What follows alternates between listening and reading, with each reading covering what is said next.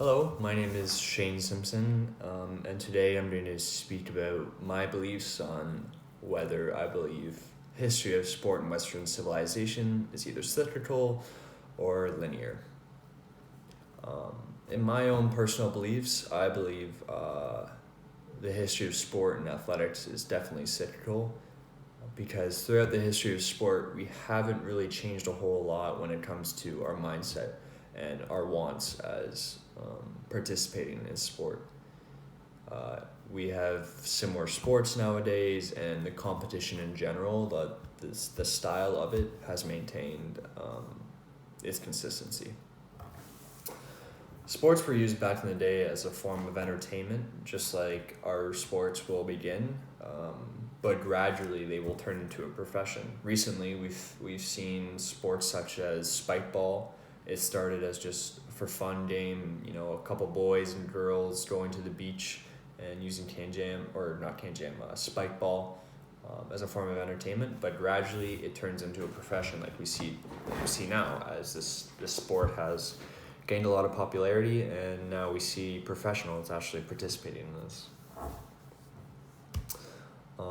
The reason I believe history of sport and physical activity is cyclical is solely based on the fact that we haven't changed a whole lot. Like I said, throughout our history, we've always had spectators in the crowds watching these athletes. Some sports still have judges, such as tennis. And most importantly, we've always had competitors and people wanting to participate in sport, and that's never changed. And it just keeps cycling through our history. My first piece of evidence I want to talk about is ancient Greece period. Specifically, I want to talk about the Trojan War. Now, although this wasn't considered a sport, these these soldiers, were highly skilled and trained. They trained every day for the purpose of getting better in combat. And to this day, we still have boxing, UFC, wrestling, all sorts of combat sports that are highly trained via, athletic trainers, sports psychologists, a whole bunch of people helping this individual get better at a specific purpose. And that hasn't changed throughout our history. Now I want to shift base onto the Olympic Games themselves.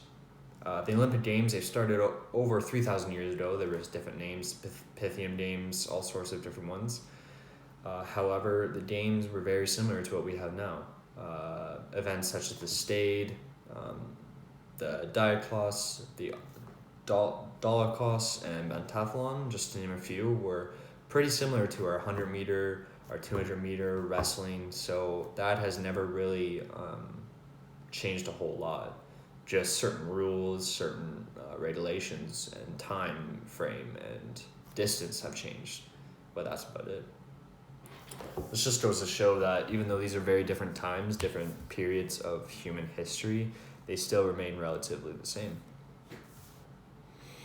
Another part of history that hasn't changed is the idea of the Olympic truce.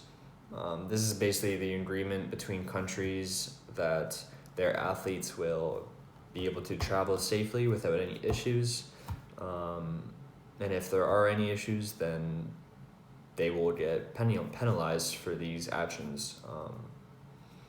And this is still to this day remains similar.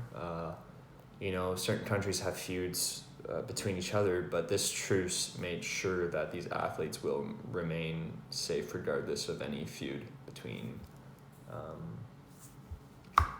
countries.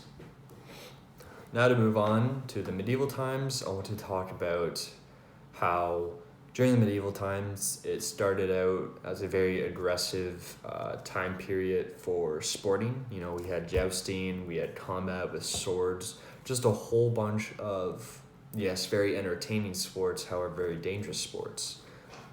And the church actually got involved in this and made altercations to these sports where jousting turned into, just hitting a tree with your joust. And that's similar to today, where Sports like rugby, basketball, not basketball, but hockey and football, they have all been altered to limit the injuries these athletes get because we want to make sure that longevity of these athletes remain our priority and that entertainment, yes, it's very high on our list, but it's not as important as safety. So that's very important to understand that connection between those two areas. Now I want to move on to the Renaissance area.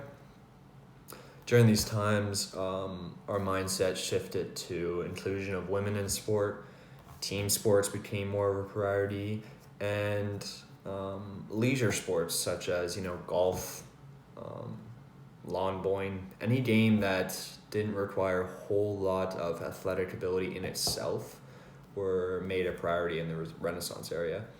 And to this day, we keep evolving that mindset to the point where there's so many games for specifically elderly, the special game, the Special Olympics, a whole bunch of alterations to these games that make it available for any sort of person, regardless of athletic ability. So we've kept that mindset to this day. Another part that was very important in the Renaissance area was the shift from professionalism, athletes getting paid, to having it just for fun, just for leisure time. That was because it's very important for everyone to be active, as it helps our healthcare system. Just a bunch of these new ideas were starting to be implemented in the Renaissance area, and we keep evolving to this day, just cycling it through, making it better, improving. So yeah, to conclude, the history of sport is definitely cyclical, because even though a lot of specific things have changed just by improving in itself, the most part, everything has remained relatively similar. It's just been evolved, and it will keep evolving when we are long gone. So this is the reason why I believe history of sport and athletics in Western civilization is definitely a cyclical history. Thank you.